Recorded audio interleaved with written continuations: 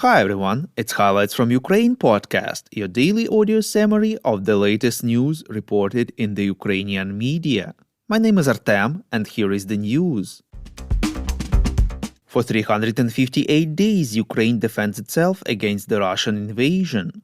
President Volodymyr Zelenskyy believes that the Russian offensive in Ukraine's east that everyone anticipated has already started, reports Ukrainska Pravda. In an interview with BBC, the president said that Russian attacks are already happening from several directions. He thinks that Ukrainian troops may further resist the Russian offensive until the former are able to launch a counteroffensive. At the same time, it should be noted that Zelenskyy had previously emphasized that Russia did not stop active hostilities in Ukraine's east. Thus, he believes that the Russian offensive in the country's east never really stopped. The president also ruled out Ukraine giving up any territory in a potential peace deal with Russia. In his evening video address, Volodymyr Zelenskyy informed that he held a meeting of the staff with all the commanders of the operational directions. They discussed the supply of weapons, ammunition, training of the military, the enemy's plans and capabilities, the potential of the Ukrainian response. According to Zelenskyy, keeping the situation at the front line under control and preparing for any escalation steps of the enemy is a priority for the near future.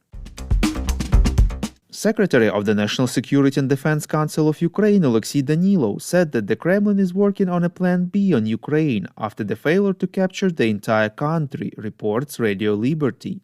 In an interview with BBC, Danilov said that proposals for the plan will be prepared by Viktor Medvedchuk, a pro-Russian Ukrainian politician whose daughter's godfather is Russian President Vladimir Putin. According to Danilov, Russia's aim is to create second Ukraine to implement what is called the Korean option of dividing the state. The secretary believes that Russia will do everything in the near future to completely occupy Donetsk and Lugansk oblasts along with the land corridor to Crimea and then implement this idea of dividing Ukraine. We would really appreciate if you could recommend us to your friends and family, as well as share information on social media. This way more people would learn about the podcast and truth about Russia's invasion of Ukraine. Israeli Foreign Minister Eli Cohen visited Ukraine yesterday, reports Interfax Ukraine. This is the first visit by an Israeli high-ranking official to Ukraine since the start of a full-scale Russian invasion. He met Ukraine's President Volodymyr Zelenskyy, Foreign Minister Dmytro Kuleba, and visited the liberated city of Bucha, Kyiv region. Cohen announced that Israel intends to provide loan guarantees of up to $200 million for the implementation of healthcare and civil infrastructure projects in Ukraine. He reminded that Israel provides humanitarian aid to Ukraine and will help Kyiv to develop a smart early warning system about missile attacks. The minister said that Israel intends to support the peace formula proposed by Ukrainian President Volodymyr Zelenskyy within the UN next week. He stressed that Israel supports the people of Ukraine as well as Ukrainian sovereignty and territorial integrity. The Israeli foreign minister condemned Iran's destructive activities against Ukraine. He stressed that Iran poses a threat not only to Ukraine but also to the security of the whole of Europe. Ukrainian Foreign Minister Dmytro Kuleba expects Israel to make decisions on providing military assistance. First of all, it is about protecting the Ukrainian sky. According to him, Israel is well aware of Ukraine's list of military needs. There is no objective reason why Israel and Ukraine should not stand shoulder to shoulder today, the minister said. The Norwegian parliament approved an aid program for Ukraine for 5 years, worth $7.4 billion, reports Ukrinform.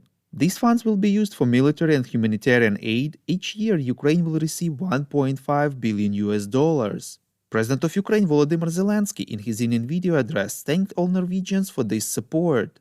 He stressed that it is especially important that this package is long-term. According to Zelenskyy, 5-year support is an example, a benchmark. This is the level that other partners see. 100 Ukrainian military and 1 civilian have been released from Russian captivity in another prisoner exchange yesterday, reports Glavred. According to the head of the President's Office of Ukraine, Andriy Yermak, among the released are servicemen of the Armed Forces, National Guard and Border Guards. 94 of them are defenders of Mariupol, including 63 soldiers from Azovstal. 1 civilian is the first deputy mayor of the city of Enerhodar.